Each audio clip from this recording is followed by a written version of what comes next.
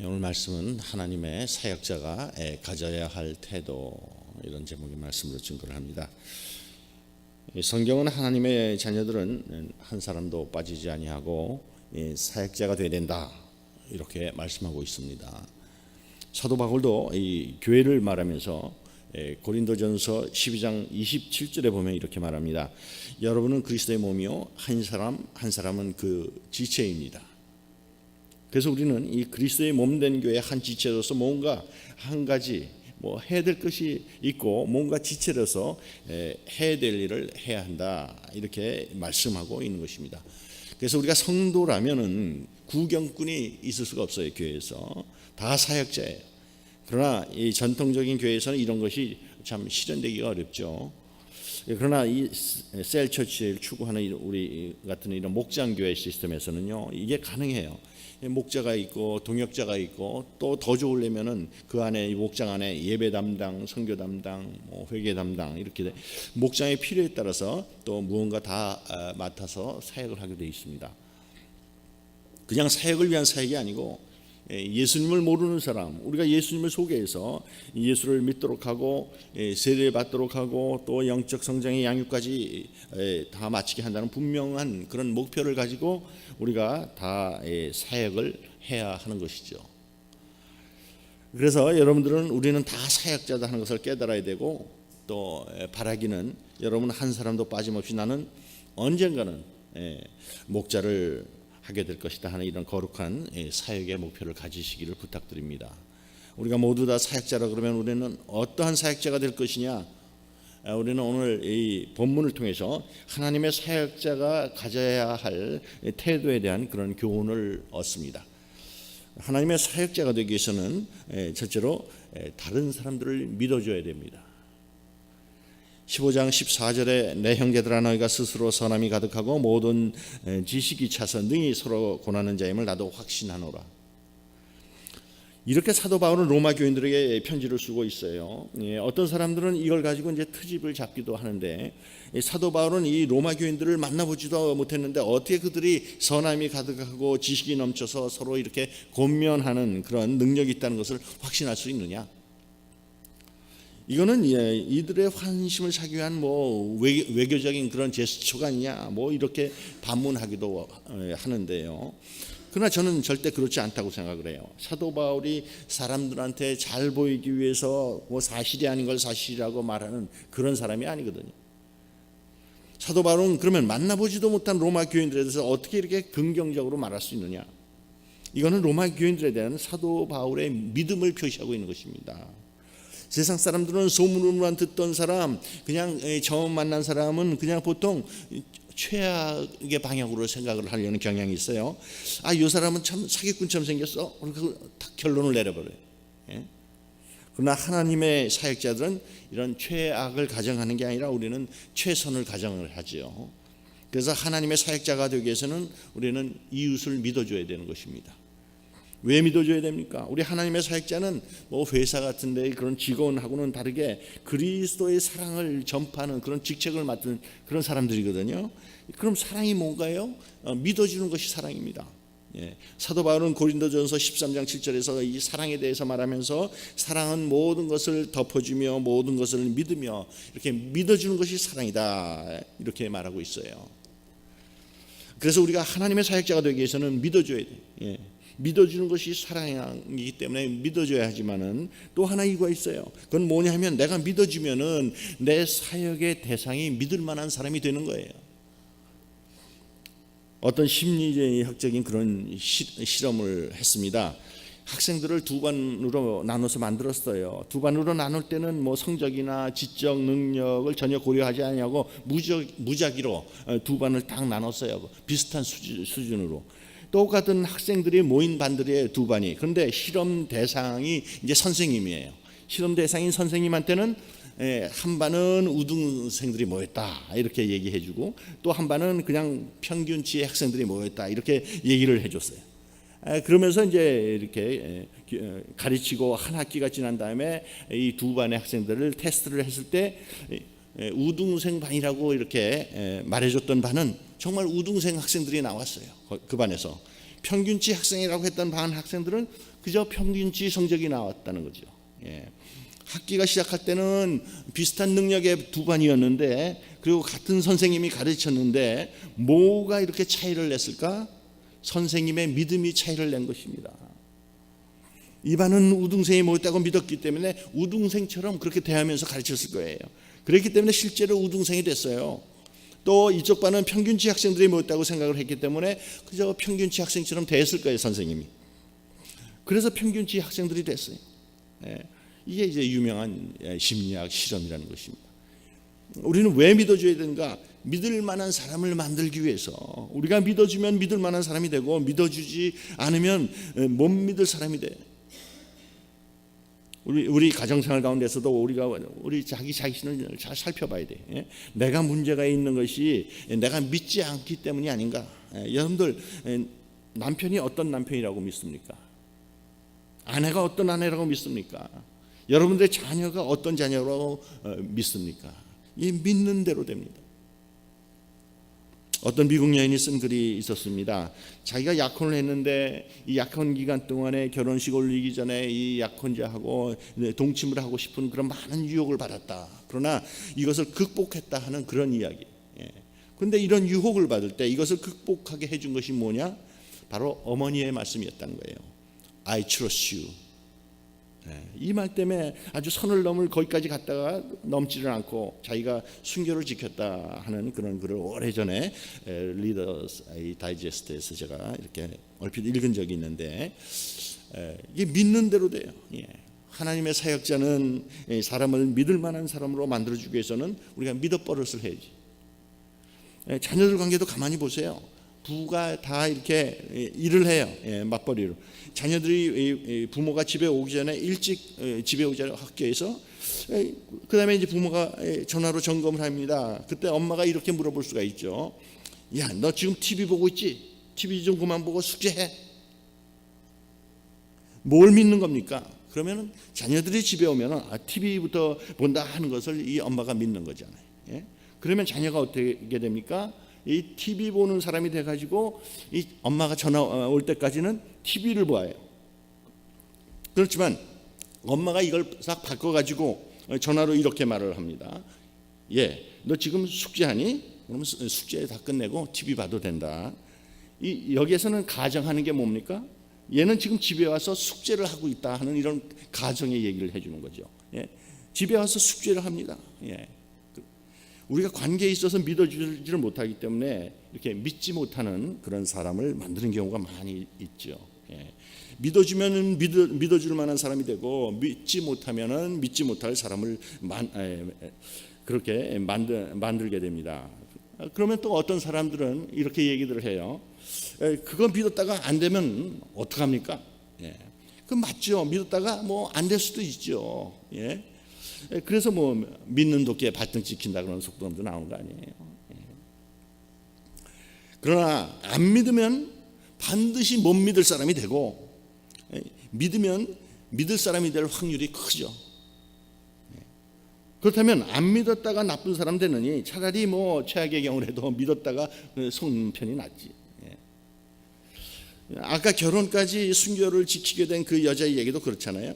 부모가 자꾸만 믿지를 못하고 뭐 어디 갔다 왔냐 쿵쿵 뭐 냄새도 맡아보고 그러면은 다 큰 애가 자기가 마음만 먹으면 어디 가서 뭐 정적 관계라든가 무슨 짓을 못 하겠어요. 믿었기 때문에 믿을 만한 사람이 된 거죠. 우리 성도님들 다 이렇게 살펴야 된다고. 나는 우리 목자를 믿느냐 안 믿느냐? 나는 우리 목장 형제 자매들을 믿느냐 안 믿느냐? 나는 남편을 믿는가 안 믿는가? 내가 아내를 믿느냐 안 믿느냐? 내가 자녀를 믿느냐 안 믿느냐? 그래서 믿어주시고 그 믿는 것을 표현해 주셔서 하나님께서 믿을 수 있는 이런 사람들을 키워내는 그런 귀한 하나님의 사역자들 되시기를 축원합니다. 두 번째로 우리가 하나님의 사역자가 되기 위한 태도는 나 자신의 그 사역의 영역을 잘 알아야 돼요. 사도 바울은 하나님이 자신에게 맡겨준 그 사역의 영역이 무엇인지를 분명히 알고 있었어요. 그래서 16절에 보면은 이 은혜는 곧 나로 이방인을 위하여 그리스도 예수의 일꾼이 되어 하나님의 복음의 제사장 직분을 하게 하사 이방인을 제물로 드리는 것이 성령 안에서 거룩하게 되어 받으실 만하게 하려 하심이라. 이 사도 바울은 하나님이 자기에게 주신 사명은 이방인들에게 가서 복음을 전해서 이들로 하여금 하나님의 백성이 되게 하는 것이라는 것을 분명히 알았어요. 그래서 그 다음에 17절 18절에도 보면 그러므로 내가 그리스도 예수 안에서 하나님의 일에 대하여 자랑하는 것이 있거니와 그리스도께서 이방인들을 순종하게 하기 위해 나를 통해 역사하신 것 외에는 내가 감히 말하지 아니하노라. 사도 바울은 자기에게 맡겨주신 사역이 무엇인지를 분명히 알고 동시에 자기에게 맡겨주신 사역이 아닌 것도 뭔지를 분명히 알았어요. 그래서 자기에게 맡겨주신 사역이 아니면은 그 사역을 맡은 사람의 영역이라고 생각해서 그 사람의 사역을 존중해 줬어. 20절에 보면 또 내가 그리스도 이름을 부르는 곳에는 복음을 전하지 않기를 힘썼노니 이는 남의 터 위에 건축하지 아니하려 함이라. 사도 바울은 자기에게 주님께서 주신 사역의 영역이 무엇인지를 알아서 그것에 충실했고 남의 사역의 영역이 무엇인지를 알아서 그걸 존중해 줬다. 많은 교회에서 목회자와 평신도 사이에 이런 갈등이 일어나는 이유는요, 이러한 영역을 지켜주지 않기 때문에 그런 거예요. 목회자의 영역은 성경 말씀과 목회 아니겠어요? 근데 어떤 목사님은 자기 영역도 아니고 뭐 전문성이 자기한테 있지를 않은데 자기 의견이 많으시고 자기 의견을 강요하고 그래서 문제가 생기기도 하고 또 평신도 사역자로 하여금 의욕을 잃게끔 만드는 그런 목회자도 있죠. 그런가 하면 어떤 교회에서는 평신도가 자기 사역의 영역을 벗어나서 이 목회자의 사역의 영역을 침범을 해요. 그래서 목사님한테 이렇게 하십시오 저렇게 하십시오 코치도 하고 말이에요. 자기 코치를 듣지 않으면 불평도 하고 공격도 하고 그래. 이런 사람들이 어디에 많냐면 평신도로서 이 신학교에 다녀본 사람 가운데 많아요. 그리고 뭔가 목사가 되고 싶고 또 이 선교사가 되고 싶은데 여러 가지 또 사정으로 이유로 인해서 그것이 못된 사람들, 목사가 되고 싶은데 안 되니까 이 목사를 통해서 자기가 이 간접 목회를 하고 싶은 거죠. 그러다가 이게 뜻대로 안 되면 이제 목사를 공격하기도 하고 쫓아내기도 하고 이제 그렇게 돼요. 그러면 이런 사람들이 목회를 하면 잘하냐? 잘 못해요. 바둑도 훈수 두는 거하고 진짜 두는 거하고 다르잖아요. 제가 아는 한 교회에서는 부흥회를 자주 해가지고 이 평신도의 지도자들이 막 뜨거워졌어요. 그래서 그 가운데 이제 헌신된 그런 지도자들도 나왔고 뭐 신학교에 가서 신학 강의 듣는 사람도 나오고 그랬어요. 그러면서 이제 교회가 좀 커지다 보니까 이제 목사님 목회하는 게 좀 우습게 보이기 시작해. 그러다가 목사님이 좀 비도덕적인 그런 일에 연루가 됐을 때 그걸 기하라 해서 이제 목사님을 쫓아내. 그러면서 한동안 그 교회가 목사님을 모시질 못해요. 아마 알게 모르게 바로 이분이 사보타지를 하지 않았나 싶어요. 그 중심에 서 가지고. 그러다가 오랜 세월이 지난 다음에 이제 새 목사님이 부임을 했어요. 근데 이 목사님 새로 오신 분이 영리하신 분. 딱 보고는 분위기를 금방 파악하세요. 그래서 그렇게 목회를 하고 싶어하는 평신도 지도자들은 다 안수를 줘가지고 그분들 좋아하는 사람들하고 따로 나가서 교회 개척을 시켰단 말이에요. 얼마 있다가 같이 나갔던 교인들은 다 교회로 돌아오고 그때 안수받았던 이제 평신도로 있다 안수받았던 목사님은 또 몇 년이 지나도 10명, 20명 안팎에 그 이상의 목회를 하지 못해요. 이게 이제 훈수 두는 거하고 실제 두는 거하고 다르단 말이죠.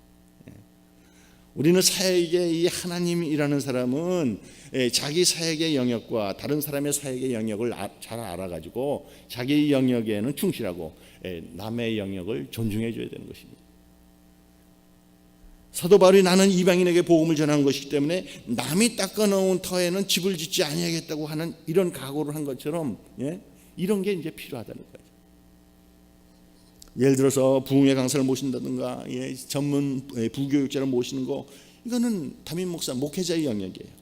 그래서 우리 평신도 리더들은 그걸 존중해 줘야죠. 또 예배 순서를 바꾸고 교회 목장교회 사역 팀 사역이 어떻게 돼야 된다는 것도 이런 플래닝하고 그런 거 목회자의 영역. 그래서 우리 당회 장로님이나 이 목자님들이 이걸 잘 존중해 주세요. 또 목사도 평신도 사역자들을 존중해 드려야죠. 가령 우리 교회는 너무나 이렇게 좋은 성전을 마음껏 쓸 수 있도록 이렇게 선물로 받은 셈인 거예요. 별로 건축할 필요가 없어졌어요. 다만 만일 교회에서 꼭 이 건축이 필요해가지고 건축 커미티, 건축위원회를 가동하게 된다고 하면 거기엔 목회자가 이래라 저래라 할 필요가 없어요. 목사가 뭐 건축에 대해서 압니까? 잘 모르잖아요. 또 이거는 건축위원들의 사역이기 때문에 이분들의 사역의 영역을 존중해 주는 게 또 마땅하지요. 또 목장교회에서 목사한테 상담을 요청해 올 경우에는 사실은 먼저 그 목자하고 그 목원이 상담을 나누는 게 우선순위예요. 왜냐하면 목사는 목자한테 그 목양권을 위임해 줬기 때문에. 그러나 상담의 깊이가 좀 심각한 정도라면 이제 목자가 저한테 그 교우님에 대한 이 상담을 이제 그다음에 요청하는 거. 그게 이제 순서예요. 그래서 여러분들 하나님께서 내게 맡겨주신 영역이 뭐고 맡겨주시지 않은 영역이 무엇인지를 잘 구별해서 내게 맡겨주신 영역에는 최선을 다하고 수고를 다하고 그다음에 남에게 맡겨주신 사역이라고 그러면 그게 최대한도로 존중을 해서 하나님께서 크게 쓰시는 그런 일꾼들 다 되시기를 축원합니다. 세 번째로 하나님의 사역자가 가져야 될 태도는 사도적인 사명감을 가져야 됩니다. 사도적 사명감을 갖는다는 것은 모든 교회에 다 해당되는 것은 아니라고 생각을 해요. 저는 우리 판비치 교회가 앞으로 이 사도적 사명감을 가지고 나가는 교회가 되겠다 이렇게 방침을 정하고 목회를 해왔어요. 사도라는 사람들이 어떤 사람들이니까 이 사람들은 복음이 전해지지 않은 곳에 가서 복음을 전한 사람들이에요. 그래서 미전도 종족 사람들한테 복음을 전하고 그 다음에 거기에 교회를 세우고 책임질 사람을 이제 임명을 하고 그 다음에 자기들은 또 그곳을 떠나서 복음이 전해지지 않은 또 다른 곳에 가서 복음을 전하고 하나님께서 우리 판비치 교회에 주신 이 사명도 궁극적으로는 바로 이거라고 생각을 해요. 복음을 듣지 못한 사람들, 복음을 알지 못하고 예수님을 모르는 사람들에게 가서 이들에게 복음을 전하고 이들로 하여금 예수님을 만나게 하는 것, 이게 우리에게 주신 사명이라고 생각을 해요. 그래서 우리는 사도적인 사명을 가졌다 이렇게 느끼게 되는 것이죠. 모든 목회자나 모든 교회가 다 사도적인 사명을 가졌다 이렇게 말할 수 없어요. 목회자들도 보면 교회 개척에 은사가 있는 분들이 있는가 하면 또 그 개척된 교회에 가서 그 교회를 성장시키는 그런 은사를 가지신 분들이 있죠. 고린도전서 3장 6절에도 보면 사도 바울은 아볼로하고 자기를 비교하면서 이런 말을 하잖아요. 나는 심었고 아볼로는 물을 주었을 때 오직 하나님께서 자라나게 하셨나니. 아볼로는 어떤 사람인가? 심어놓은 데에 물을 줘서 잘 자라게 하는 사람이었어요. 그러나 두 사람 다 하나님의 일을 하고 있고 하나님의 동역자다 이렇게 얘기하고 있는 거예요. 우리는 하나님께서 우리 교회에 주신 사명은 사도적인 사명이라는 것을 늘 기억하시기 바라요. 안 믿는 사람들 찾아가서 이분들 예수 믿게 하고 한 걸음 더 나가서 이분이 예수 믿는다면 또 이분이 또 신앙이 성숙해져서 다른 곳에 파송할 수도 있는 그런 사도적인 교회가 점점 되어야 된다 하는 이런 거룩한 도전을 가지시길 바랍니다. 여러분, 우리가 정말 사도적인 사명을 가진 크리스천이라고 그러면 사도 바울과 같은 그런 태도를 가져야 돼요. 그래서 20절에 말씀합니다. 또 내가 그리스도의 이름을 부르는 곳에는 복음을 전하지 않기를 힘썼노니 이는 남의 터 위에 건축하지 아니하려 함이라. 이게 우리의 사명인 줄로 기억하시는 여러분 되시길 바랍니다.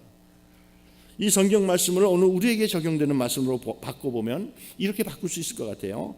이와 같이 나는 그리스도의 이름을 믿는 사람 말고 믿지 않는 사람에게 복음을 전하는 것을 명예로 삼습니다.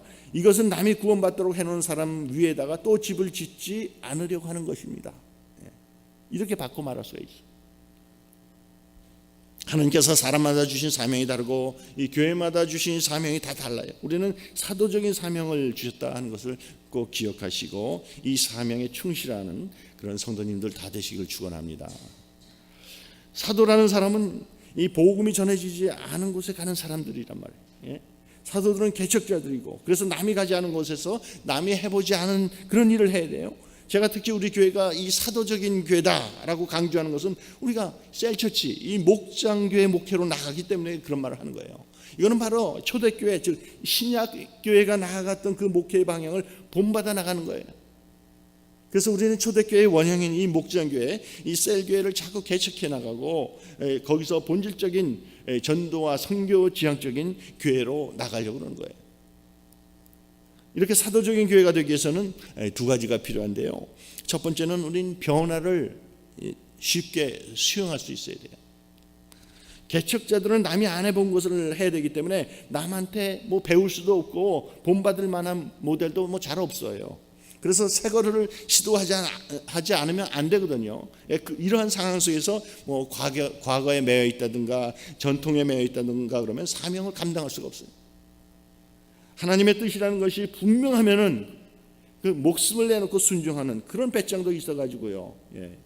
문제 해결을 위해서는요, 또 하나님의 뜻에 분명히 어긋나지 아니하면 남이 시도해보지 않은 것이라 할지라도 시도해보는 그런 우리는 용기도 있어요. 목장교회라든가 팀 사역이라든가 이런 건요, 분명히 이 전통교회 틀에서는 벗어난 거예요. 지금은 많은 교회들이 이런 목회 시스템을 도입해가지고 이제는 시도하고 있지만은 이런 것들이 다 변화를 추구하기 때문에 일어날 수 있는 것들이에요. 개척자는 전통에 매여서는 안 되고 그저 상식에 매여서도 안 돼요. 하나님의 뜻이 그것이 분명하다면 우리는 거기에 과감하게 순종할 수 있고, 또 어떤 문제가 생겼을 때 그게 유익하고 해결 방법이 될 거라고 생각하면 전에는 시도해보지 않았더라도 과감하게 시도해서 참으로 하나님께서 마음 놓고 쓰시는 그런 사도적인 일꾼들이 되시길 바랍니다. 우리가 사도적인 사명감을 완수하기 위해서는 두 번째는요, 성령 충만해야지. 왜냐하면 내가 뭔가 이렇게 유지하는 그런 메인테인하는 그런 사역을 한다 그러면 남 하는 거 보고 따라 하면 돼요. 그러나 개척자는 뭘 보고 따라 할 게 없잖아요. 그래서 성령 충만하지 아니하고는 정말 우리가 성령님의 도움 없이는 사역이 이루어질 수가 없어요. 사도 바울도 그렇게 말해요. 18절부터 19절까지를 같이 다시 읽습니다. 그리스도께서 이방인들을 순종하게 하기 위하여 나를 통하여 역사하신 것 외에는 내가 감히 말하지 아니하노라. 그 일은 말과 행위로 표적과 기사와 능력으로 성령의 능력으로 이루어졌으며, 그리하여 내가 예루살렘으로부터 두루 행하여 일루리곤까지 그리스도의 복음을 편만하게 전하였노라. 사도 바울은 자기가 사도이기 때문에 복음이 전해지지 않은 곳에 가서 복음을 전했어요. 예루살렘으로부터 일루리곤, 또 더 나가서 마케도니아 저 북쪽까지니까 이게 얼마나 광대한 영역입니까? 이제는 거의 다 커버했다고 느꼈기 때문에 이제는 그 다음에는 로마를 방문하고 그 다음에는 또 스페인으로까지 갈 그런 계획을 세우고 있는 것을 우리는 그 다음 로마서 16장에서 발견하게 됩니다. 그런데 복음을 모르는 그곳에 가서는 우리가 어떻게 복음을 전합니까? 능력입니다. 그거는 능력. 악신이 지배하고 악령이 지배하는 그곳에 가서 어떻게 우리가 하나님을 전합니까? 하나님의 능력을 보여주는 수밖에 없어요. 그래서 그 일은 말과 행동으로 표적과 이적과 능력으로 성령의 권능으로 된 것입니다. 초자연적인 역사가 일어나야 되는 거예요. 우리는 정말 사도적인 사명을 완수하는 그런 사도적인 사역자가 되기 위해서는 우리가 성령 충만해야 되죠. 하나님의 일을 하는 사람치고 성령 충만이 필요하지 않은 사람이 없지만은 특별히 사도적인 사역을 하는 사람은 더욱더 성령 충만이 필요하다. 그러면 내 자신이 성령 충만한지 안 한지 어떻게 합니까? 이 내 삶 가운데 초자연적인 역사가 일어나는가 일어나지 않는가, 이걸 봐서 알 수가 있어요. 그러면 초자연적인 역사라는 것이 무엇이냐? 이 개인의 능력으로 할 수 없는 일이 이루어진다는 거예요. 또 상식으로는 설명할 수 없는 일이 벌어진다. 이럴 때는 정말 성령 충만하구나, 우리가 알 수가 있죠.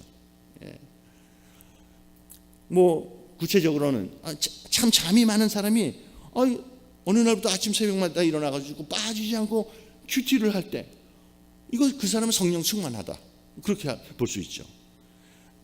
평소에 담대함이 너무 약해, 담력이 약해가지고 남 앞에서 말하는 걸 겁을 내고 울렁증이 있고 뭐 말이 어눌한 사람이 이제부터는 강당 위에 서가지고 간증할 뿐만이 아니고 그 간증을 듣고 사람들이 와가지고 은혜 받았다고 말해줄 때, 그 사람은 성령 충만한 사람이에요. 내가 한번 섭섭한 일이 있으면 도저히 풀지를 못한 꽁하고 있는 사람인데 내 마음에 아주 깊은 상처를 준 사람을 용서할 때, 그게 용서될 때는 그 사람이 성령 충만한 거예요. 별로 다른 목자하고 다를 것이 없어 보이는데 그 목장에는 계속 사람이 모이고 예수님을 영접하는 역사가 그 목장에서 일어나고 그럴 때는 그 목자는 성령 충만한 목자예요. 우리는 성령 충만한 것이라 그러면 자꾸만 뭐 그냥 이상하고 신비한 것만 자꾸 생각을 하려고 그러는데 그렇지 않아요. 뭐 예를 들어서 병을 고치고 뭐 예언을 하고 방언을 하는 거, 그러나 이런 것들이요 성령 충만의 징표가 되기도 하지만 성령 충만하지 않으면서 이런 현상이 일어날 수가 있단 말이에요. 예수님께서 이런 거에 대해서 마태복음 7장 22절에 이렇게 말씀합니다. 그날에 많은 사람이 주여 주여 우리가 주의 이름으로 선지자 노릇하며 주의 이름으로 귀신을 쫓아내며 주의 이름으로 많은 권능을 행하지 아니하였나이까 하리니 그때 내가 그들에게 밝히 말하되 내가 너희를 도무지 알지 못하니 불법을 행하는 자들아 내게서 떠나가라 하리라. 우리는 귀신을 쫓고 예언을 하고 기적을 행하면 이건 당연히 성령의 능력이라고 생각을 하지만 그렇지 않을 수도 있다는 가능성을 보여주고 있는 말씀이에요. 그러면 성령 충만한지 아닌지 어떻게 알 수 있냐?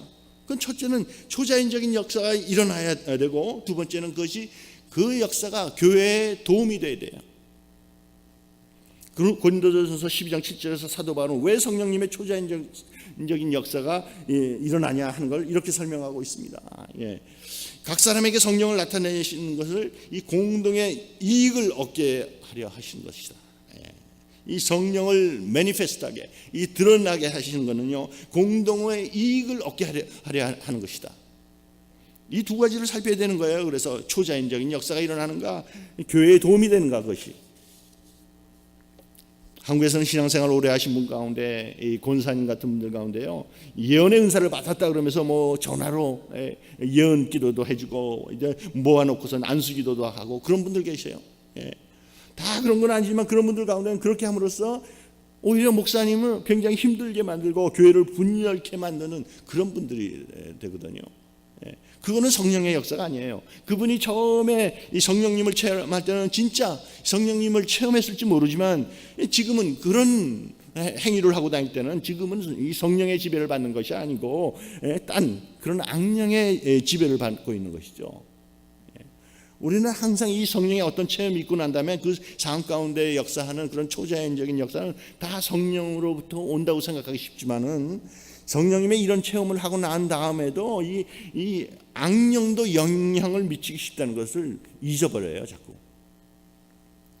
그래서 우리는 두 가지를 살펴야 돼요. 내 삶 가운데 초자연적인 역사가 일어나는가 안 일어나는가. 두 번째는 그것이 그리스도의 몸인 이 교회에 도움이 되느냐 안 되느냐.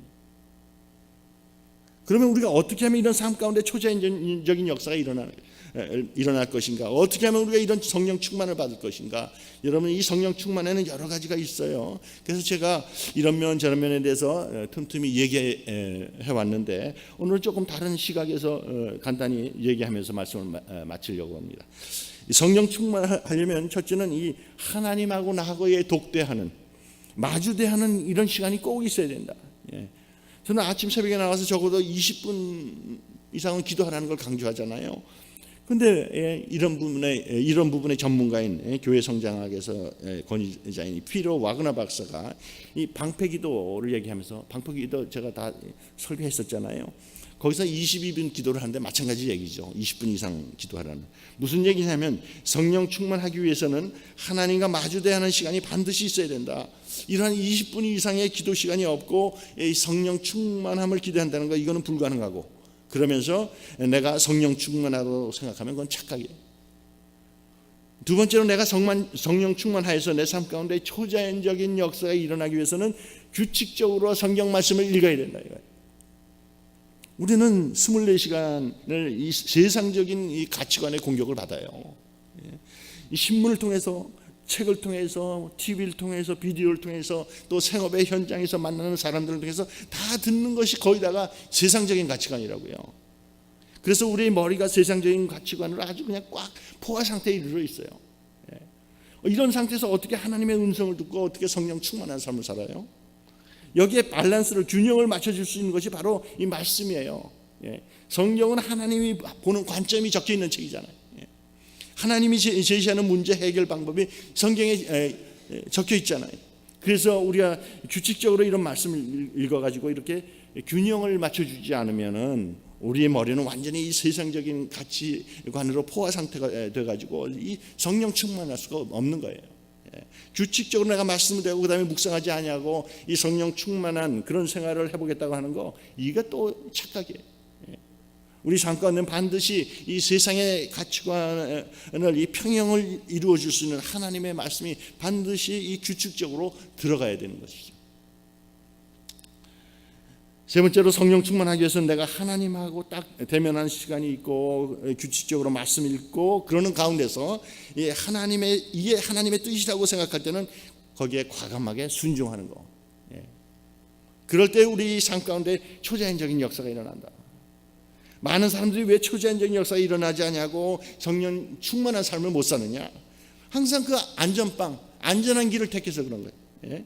이게 하나님의 뜻이라고 분명히 믿어지고 내가 정말 하나님하고 이 대면하는 시간이 있고 말씀을 읽고 묵상하는 그런 시간이 있고, 그리고 그게 하나님의 뜻이라고 생각될 때는 정말 과감하게 순종할 때 우리는 그때 비로소 우리 삶 가운데 이 초자연적인 역사가 일어나죠. 내가 성령 충만하여서도 그걸 느끼지 못할 수가 있어요. 많은 분들은 이렇게 자기가 feeling, 이 기분이 좋으면 성령 충만하다 이렇게 느끼시는 것 같은데, 성령 충만할 때 물론 기분이 좋을 수도 있지만 그러나 성령 충만한지 진짜 안 한지 그거는 그 결과를 봐야 돼. 내 삶 가운데 초자연적인 역사가 일어나느냐 안 일어나느냐 그걸 봐야 된다 이거예요. 그래서 기분은 좋지만 그 순간에 기분 좋더라도 성령 충만하지 않을 수가 있고, 또 은혜가 되는 그런 찬송을 부를 때 눈물이 쏟아져 나오기도 하고 그래요. 또 그렇다 그래도 그게 성령 충만의 사인일 수도 있고, 그냥 우리가 필링, 이 감정적으로 내가 그냥 감동하는 것일 수도 있단 말이에요. 성령 충만하면 우리 삶 가운데 초자연적인 역사가 일어나요. 자기 능력 밖의 것이 나를 통해서 이루어지고 상식적으로 이해할 수 없는 일들이 생긴단 말이에요. 그래서 굉장히 내가 드라이한 것 같으면서도 느끼면은 하나님하고 좀 굉장히 멀어져 있는 것 같이 느껴지는데도 그게 그때 사실은 성령 충만할 수가 있어요. 여러분들, 우리가 정말 사도적인 사명을 감당하려면 우리 삶 가운데 초자연적인 역사가 일어나지 아니하고는 안 돼요. 내가 나 자신을 볼 때도, 주위 사람이 나의 삶을 볼 때도 저거는 저 사람은 어떻게 저런 일을 할 수 있지? 그런 의아함도 있어야 돼. 내가 나 자신을 볼 때도 어떻게 내가 나를 봐도 이렇게 신통한데, 내가 어떻게 이렇게 말할 수가 있고 이렇게 할 수가 있을까? 좀 설명 안 되는 부분이 있어야 돼. 저 사람의 삶을 보고 저 사람의 사역을 보면서 도저히 왜 저 사역이 되는지 그건 이해를 하지 못하겠다, 상식적으로 이해를 하지 못하겠다 하는 이런 간증이 좀 있어야 돼. 이게 바로 성령 충만이고 하나님의 초자연적인 능력이 역사한다는 그런 표징이에요. 여러분들 정말 성령 충만한 그런 삶을 사셔서 여러분들 삶 가운데 초자연적인 능력이 나오고 주님 주시는 이 사도적 사명을 잘 감당하시기를 주님의 이름으로 축원합니다. 아멘. 기도하겠습니다. 하나님 아버지, 저희들로 교회 성도들로서 모두가 하나님의 사역자라는 걸 깨닫게 하옵소서. 저희들 하나님의 사역자라서 다른 사람 믿어주는 그런 삶 살게 하시고, 나 자신의 이 사역의 영역을 분명히 알게 하옵소서. 그리고 저희들 사도적인 사명감 갖게 하옵소서. 그래서 저희 판비시 장로교회가 전도와 이 선교 지향적인 교회, 사도적인 교회로 나아가게 축복하옵소서. 아버지 하나님, 사도적인 교회가 되려면 변화를 쉽게 수용하고 성령 충만해야 된다는 걸 깨닫게 하셔서 저희들 성령 충만한 삶을 살기 위해서는 하나님하고 이 독대하는 그런 기도 시간을 갖는 기도의 삶을 살게 하옵소서. 규칙적으로 성경 말씀을 읽는 성도들 되게 하시고, 그런 기도와 말씀 가운데서 하나님의 뜻을 발견하셨을 때 과감하게 순종하게 하옵소서. 하나님 아버지, 이런 성령 충만한 이런 삶을 사는 가운데 초자연적인 능력이 나오게 하시고 사도적인 사명을 잘 감당하면서 살아가는 하나님의 자녀들을 다 될 수 있도록 도와주시고 축복하옵소서. 예수님의 이름으로 기도합니다. 아멘.